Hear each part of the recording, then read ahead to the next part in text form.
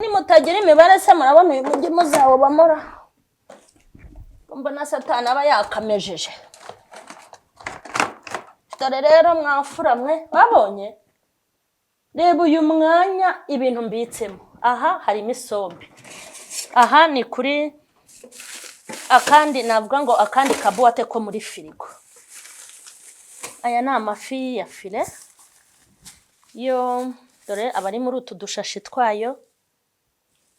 Izi ni inyama zitwa viande hache, inyama ziseye. Ubu ndimo kukwereka ukuntu mbipanga. Mbese utu dushashi na amafi ya file, ya mafi ya file nyine murayazi. Hanyuma hangaha kuko amafi ya file ntayakunda yonyine, murabona aya ni amafi asanzwe. Hano harimo sosiso, nkunda gukoresha sosiso, dore ngizi simbifungura cyane. Ni sosiso iyo turimo hano tuba dufite umutekano kandi dufite isuku. Aka ni za sosiso zasigaye muzo naguze. Ahangaha hano harimo fromage. Aka kantu kamfasha kugira ngo idahita ipfa, si nkuko yaba iri mu ishashi yayo. Fromage dore ngiyi. Yego kuko nako njya nkakenera iyo ndi kwisana numva ko Yesu agira neza. Nta bindi ni ibisanzwe. Aha dore akandi kantu kandi nzakabereka. Aka kantu wakubaza ngo iki niki ntago wabasha kubimenya. Aka ni agashya. Aka ni agashya ko kwa Nyirangarama. Nanjye nzi gukora urusenda. Ubu uru ni urusenda nakoze.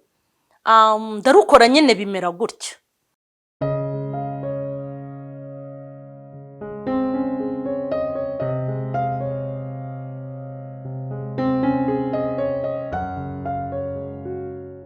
Ndabashuhuje abakunzi ba Mama Sharirene yambi by'umwihariko abagore n'abakobwa n'abakozi bo mu rugo muri iyi gahunda ngiye kubabwira.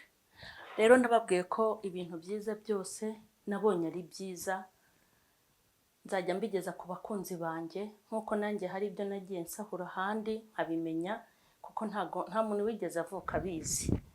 Ibintu byinshi tugenda tubyigishwa n'abandi kandi ujye wemera wige. Dufite aho twakuriye, dufite aho twabaye, dufite ubuzima twabayemo bugiye butandukanye. Nta muntu ujye umenya ibintu byose, niyo mpamvu hari ibintu dukora kugira ngo abantu nibabishima nabo bazabikore iwabo. Uyu munsi rero nubwo ntari bubikore mu buryo burambuye kubera umwanya muke afite, ariko ndashaka kuzabikora noneho mu buryo burambuye ku buryo uzabireba neza. Uyu munsi ndashaka kukwereka ukuntu ushobora gushyira ibyo kurya muri firigo, ibintu ukabipanga muri firigo, n'ukuntu ushobora kubyaza umusaruro firigo yawe. Wenda ndaberekaho gato, ariko ibi byo tuzagenda tubikora uko iminsi itambutse. Ndi bubabwire ukuntu ushobora guhaha ibyo kurya, intoryi, karoti, bitewe n'ibyo ukunda cyangwa ushoboye, ukabyoza. Wamara kubyoza ukabihanagura na serviette. Ndakubwira muri bimwe mu bintu bitera umwanda muri firigo, ugasanga firigo bundi hari ibintu byoroha koza. Nabonye koza amakaro biroroha, urakoza toilette biroroha, koza hariya muri lavabo biroroha, kuko ni ahantu haba hanyerera hatagoranye. No mu bintu byoroha no koza firigo ukayitaho igakomeza ikaba umweru, nabyo ni ibintu byoroha. Hanyuma reka dutangire mberekeho gatoya. Ndashaka kubereka ukuntu ushobora kubika ibintu byawe muri firigo hagasa neza. Bya bindi usanga ikinyanya kikubise hano, igipavuro cyaboze ngiki hano, ugasanga ibisosi byamenetse hano, ukibaza uti ibi ni ibyo kurya birimo hano cyangwa ni iki? Urabona, wenda reka mpere kuri izi nyanya. Ubutaha nimva guhaha nakoze stock yo muri firigo, nzabibereka neza. Reka wenda duhere kuri izi nyanya. Aka gatambaro mubona, aka gatambaro nta kindi kamara gahanagura amakaroti, amapavuro n'inyanya, kokombure, indimu, ibintu byerekeranye n'ibyo nyine. Ndi by'ibyo kurya by'imboga shyira hano muri firigo. Niyo nogeje inanasi kugira ngo itajya muri firigo ndayigira gutya n'aka gatambaro. Hanyuma ndashaka kukubwira impamvu ibyo kurya bishobora kubora vuba muri firigo. Mu mpamvu imwe nubwo harimo ko firigo ishobora kubura umuriro bikaba byabora, ariko ndakubwira indi mpamvu abantu benshi batajya batekereza. Iyo ubitse wenda tuvuge inyanya, iyo maze koza, mvuye kugura inyanya mpita nzoza, namara kuzoza ngafata aka gatambaro nkazihanagura. Nzihanaguraho iki? Nzihanaguraho amazi. Impamvu aka gatambaro narakaguze nakageneye kujya kampanagurira imbuto ko nakandi gatambaro. Ugahanagura amazi agashiraho ku runyanya, warangiza ugashyira muri aka kabuwate. Impamvu ntago ndi bubibereke byose kubera ko afite ibintu byinshi byo gukora. Utaha nzabibereka nimva guhaha stoke y'ibyo muri firigo, nzabihaha mbyoze mbihanagure mbibike mureba. Ariko nibi hari icyo byagufasha nubwo ntarabibonera umwanya. Hanyuma inyanya nkazibikamo zigize gute? Izi zo zimaze iminsi, nkazibika zihanaguye. Namara guhanagura inyanya ngahanagura n'aka kabuwate, nimba nakogeje nako nkagahanagura, ari akabuwate kakaba karumutse, hanyuma n'izi nyanya nazo zikaba zirumutse. Noneho mu bintu bishobora gutuma ibintu bibura cyangwa se bikagira n'umwanda muri firigo, ni ugufata iki kibuwate kidahanaguye wenda wogeje, hanyuma ugafata n'izo nyanya wenda wazogeje ugahita ukubitamo. Icya mbere ibizi bigahita bireka, za nyanya zigatangira kubanamo n'amazi hano. Amazi ya firigo sibyo gututubikana kubera ubukonje, ariko nta kintu ajya zitwara kuko nicyo ashinzwe. Hanyuma rero ikindi, yaba ari umukozi wenda ukora kwa bosi cyangwa yaba ari umukobwa iwabo cyangwa mama, nujya muri firigo ntugapfe guhita ufata inyanya gutya ngo uhite ugenda, ahubwo banza urebemo izo munsi, kuko uko uzigurira ntabwo ariko zose ziba zigikomeye. Iyo waguze nyinshi, reba nk'uru runyanya, urebye wabona ari ruzima. Uru rero ntahise ndugira gute? Ntahise nduteka, rwahita rubura, zanabura y'amazi yazo agakomeza kwijandika hano. Niyo mpamvu nujya guteka ujye ubanza urebe izigiye gupfa, uba arizo uteka mbere y'izindi. Ntugahite uterura gutya ngo uterure wigendere. Nubikora gutyo upfa guterura, uzasanga nkuru urabona ko rwatangiye gupfa uruhande rumwe, ariko iyo utinze kurutora rupfa n'undi rwose rugapfa. Hano hose ugasanga haretsemo umunuko, imibu n'ubuzizi. Imana ibahe umugisha. Utu tubuwate mbikamo natuguze muri Tedemiri. Muri Tedemiri habamo utuntu twishi tw'ubwenge, ariko oya, utwo naguze muri Tedemiri n'utwo nabitsemo isombe. Utungutu na hariya muri komerciale turahaba. Hanyuma rero izi ni inyanya. Hano nifitiye igihaza nacyo ndaza kukibereka. Hanyuma dore izi ni pavuro. Pavuro nazo ni nkuko nabibabwiye, iyo maze kuzoza ndazihanagura nkazibika mu kabuwate ka pavuro kagenewe. Hanyuma nkabika pavuro nkuko mwabibonye ndi kwihuta. Igahanagurwa pavuro imaze koga, aka kabuwate ka pavuro nako nkakoza nkagahanagura, nkayibikamo yumutse n'akabuwate kumutse. Hanyuma nkuko nabibabwiye ku nyanya, najya guteka n'ubundi nkareba igiye gupfa mbere y'izindi, kuko ibi bintu muzabigenza urubanza mwarabibonye. Nanjye impamvu mbibabwira nuko nabibonye. Hari ukuntu mugenda mwifatira cyane abana n'abakora akazi ko mu rugo bamwe na bamwe batazi igihombo cyo kuboza ibintu muri firigo n'ukuntu bihenda. Watuma umwana muri firigo nzanira pavuro agahita yifatira iyo hejuru, watuma umukozi kuko naho byabura ntibimureba akifatira iyo hejuru, ugasanga harimo izaboze kwa kubora, ugasanga byuzuye hano ibipavuro. Rero mu bintu bizana umwanda n'umunuko muri firigo nibyo birimo. Rero koza pavuro, kuyihanagura ukayishakira agaseriviyete kabyo, ukabihanagura, ukabika pavuro yumutse mu kabuwate kumutse, bigira isuku muri firigo kandi bigatuma bidapfa vuba. Izi ni pavuro. Hanyuma wenda utu two kuko na kabuwate nabitsemo amapuwaro nasaguye nteka isombe, urabibona. Hanyuma karoti ubundi nkunda kugura karoti nyinshi ahubwo nuko zashize. Ngiye kukubwira ikintu reba, cameraman anyegereze cyane nkubwire kano kantu. Reba iyi pavuro ukuntu yumutse, nani iyi karoti urabona itose kandi maze iminsi muri firigo. Ngewe noneho kuko njya mpaha ibintu byinshi, reka nkubwire ikindi nkuru. Hari ukuntu n'amazi aba menshi mu kabuwate, nkafata igihe nkongera nkajya guhanagura byo kurya kugira ngo bitazazanamo umwanda, ngahanagura amakaroti, ngahanagura utubuwate kugira ngo ibintu byanjye bikomeze kuba muri firigo bifite isuku, bisa neza, biryoheye amaso, ku buryo nakingura ubu nafungura firigo ukumva ibintu ni fresh. Hanyuma rero ngewe imiteja yo ntago njya nyoza, ntago imiteja nyoza, ntago nabona umwanya ukoza imiteja, si ukubabeshya, reka kuko iyi miteja wibeshye ukayishyira mu mazi ukayibika bimeze bitya byazana umwanda.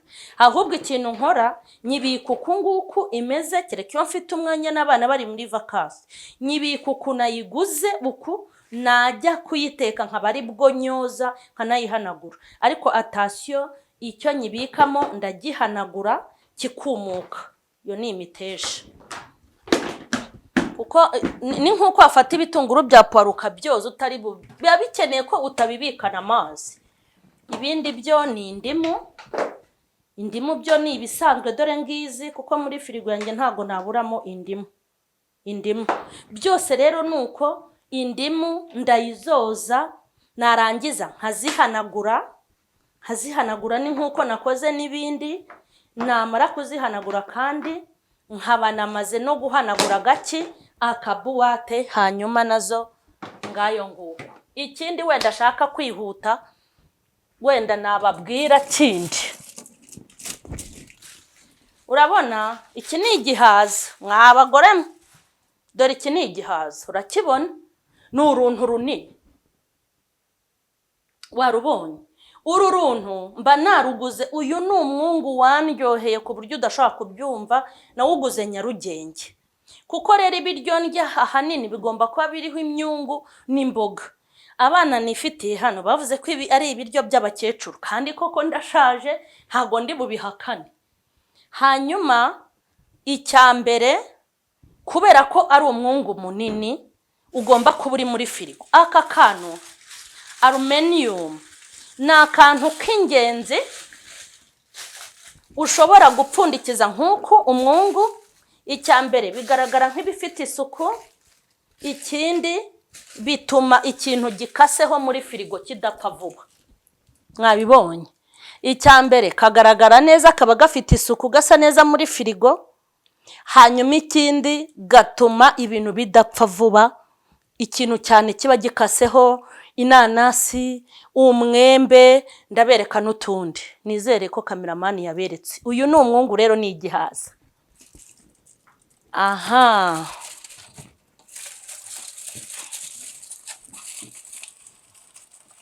yego, aka kantu rero gutya, sibyo ko ubukonje bwonyine buba buhagije, ariko ngewe nkunda ibintu bisa neza, si ukubabeshya. Nkunda ibintu bisa neza cyane. Imana yanabiguhaye, ugomba nyine kuba mu bintu bisa neza. Ubuyu ni umwembe, gusa kuwufungura mana yanjye, kuwufungura ni umwembe. Ngewe mba nkeneye ko mbika utuntu muri firigo yanjye. Uyu ni umwembe, ntago mfungura cyane, wawubonye.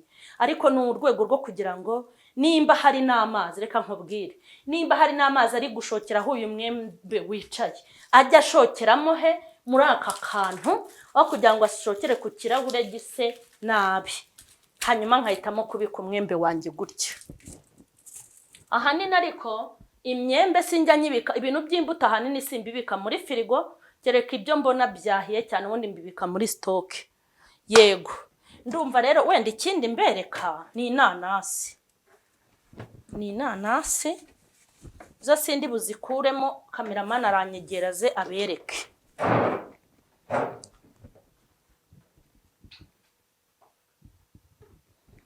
Aka kantu mubona, aka kabuwate kaha hasi, yego, aka kabuwate kaha hasi niko gashobora kubika ibintu bipfa vuba, kuko ho hagira ubukonje bwihariye. Ubundi eka mbabwire, hari igihe ushyira muri firigo ubukonje bwinshi ugasanga nibi byose byababutse. Ugomba gushyira muri reglage bitewe na ntuza na firigo ufite. Nanjye nza ahantu nyishyira. Hanyuma izi nanasi kuko ari nyinshi, razibona harimo inanasi 6. Ariko ubundi iyo naguze inanasi nk'eshatu cyangwa 2 ngenda nzibika muri firigo hatandukanye.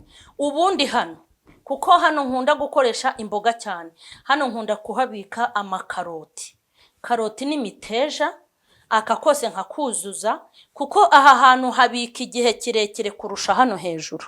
Yego, muri aka kabuwate ibi byo mwabibonye. Ibindi byo ni ibintu byoroshye.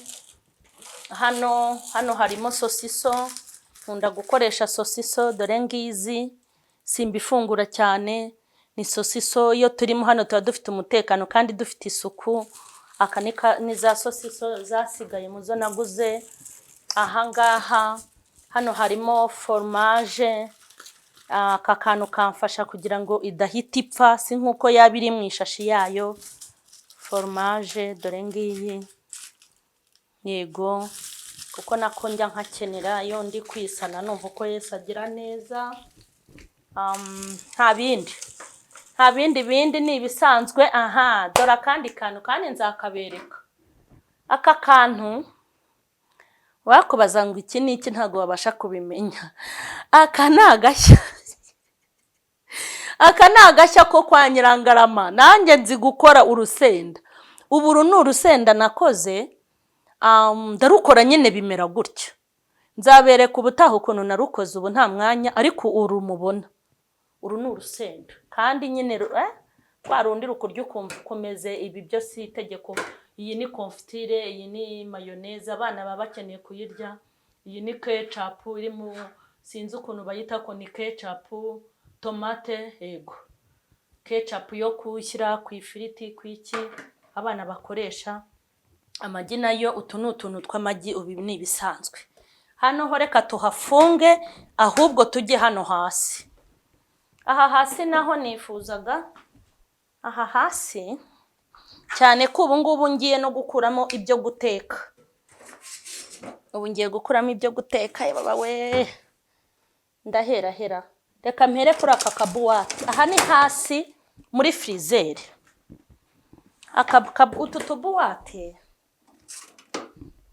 Utu tubuwate. Aha ni muri frizere, hari ubukonje bwinshi.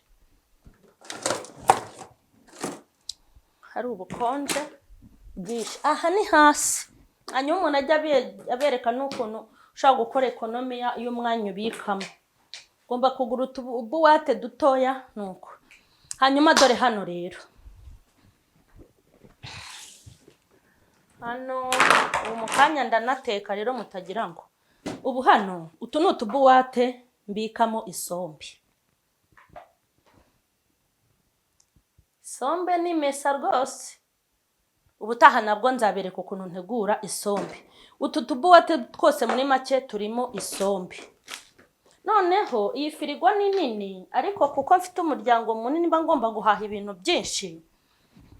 Nabwo ubu kwe kumenya ukuntu ugomba gukora economy y'ibintu wabika. Mureke mbabwire, birababaje kuba ufite ubushobozi bwo kugura firigo, ufite amafaranga Imana yarayaguhaye, ukaba iwawe mu rugo urya wirirwa ubwira umukozi ngo shyushya bya bishyimbo, ushyushye ya sombe, ushyushye ya sosi kugira ngo bidapfa. Ujye ufata umwanya uteka isombe nyinshi, uyishyire muri firigo, uteke ibishyimbo, ubishyire mu tubuwate nk'utu. Hanyuma hano harimo amatajeri 3, utunuza 3. Hari ahantu hari imboga z'ibyatsi, hari ahantu hari inyama n'amafi, inyama zisanzwe ndaza kubibereka, ariko hano ni ahantu mbika isombe. Noneho kameramani nanyegereze mbereke umwanya ukwirwamo utu tubuwate twose urebe. Natwegereze hano muri firigo hasi. Urebe akantu mbikamo ubu buwate 6. Ugomba kubika urebye mezire z'ahantu uri bubika. Aha ni muri freezer ariko hamwe hasi. Dore ibintu byose ni umubare. Nutagira umubare si viziyo uzayibamo utese. Dore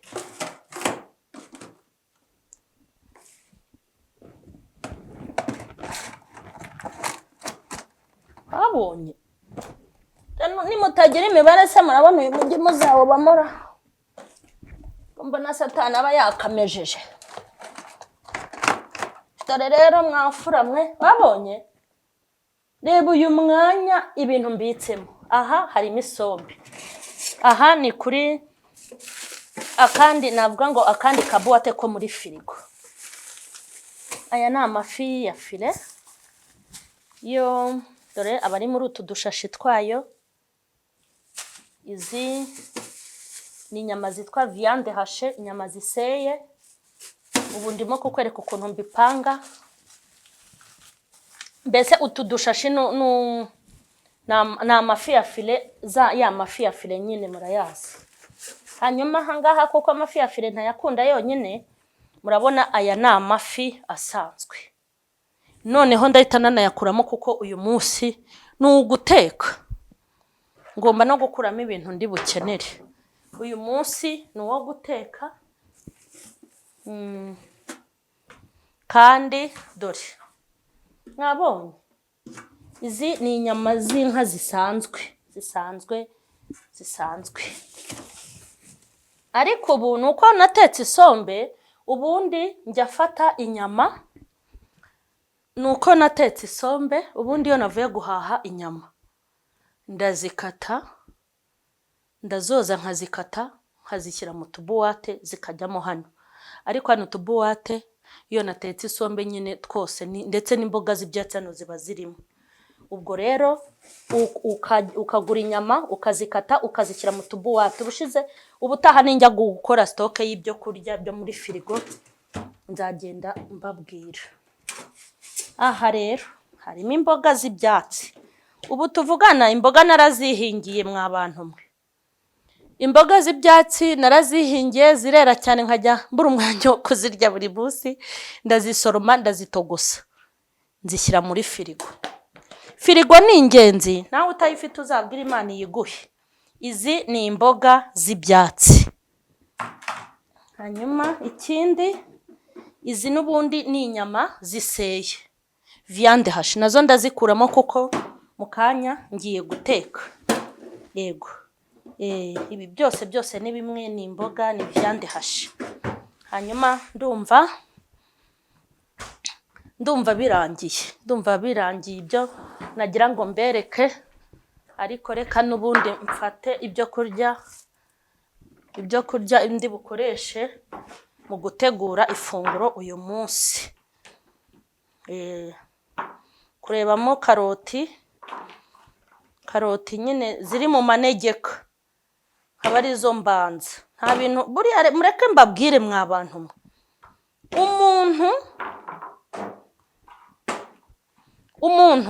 Umuntu utinyuka gufata ibyo kurya bikaborera muri firigo akabimena, ndagukomeje gusaba imbabazi ku Mana.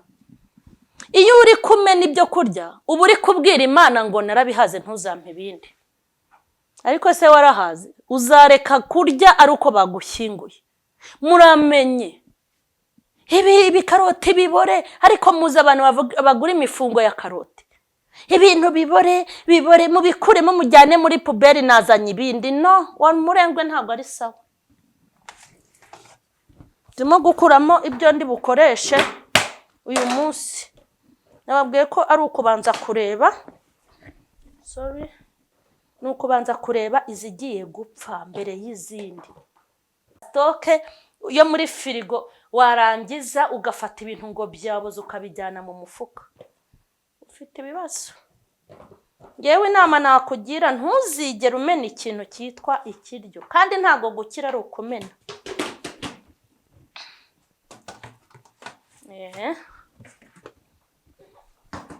Ibintu byose ndaza kubitekaho. N'imiteja ndaza kuyiteka. N'imiteja rero hari aho ngera nkajya nyirobanuramo kuko nayo usanga hari yapfuye. Simba shaka Imana izambwira ngo nangije ibyo kurya. Kareka. Yenda cyakeneye kurya mwabantu mwe, dore ntangiye kurya ejo bundi.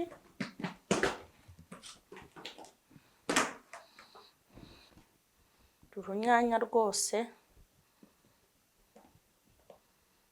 Hano harimo inyanya zatangiye kuba zicyuye igihe.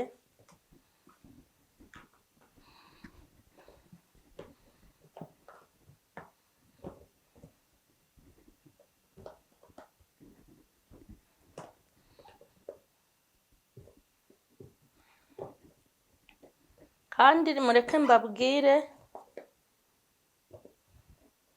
ngewe kwa kuntu babika inyanya baziseye ntago njya mbishobora. Ngewe mba shaka kurya urunyanya narukuyemo rumeze gutya. Nagiye nzibika mu bundi buryo nkabona ni ibibazo ntibiri gukunda, nkumva ntago zindyoheye neza mu ruhande rwanjye. Ngaho rero ndumva ari ibi ngibi. Hanyuma ndumva ndimo ndabasezera. Uyu munsi igihaza ndagiteka nijoro kuko mfite umwanya mukeya. Nongere mbike.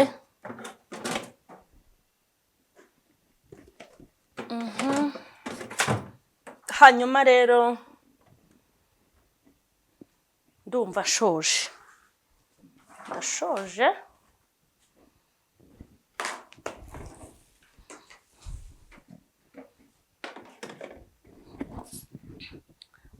Imana rero nibaho umugisha.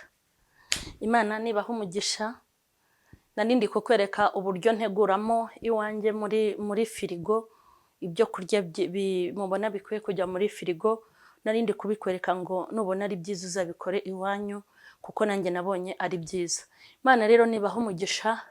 Tuzajya tugenda tubigisha cyangwa se tubereka uko dutegura iwacu kugira ngo nimubona ari byiza namwe muzabikore. Imana nibaho umugisha. Ndabakunda.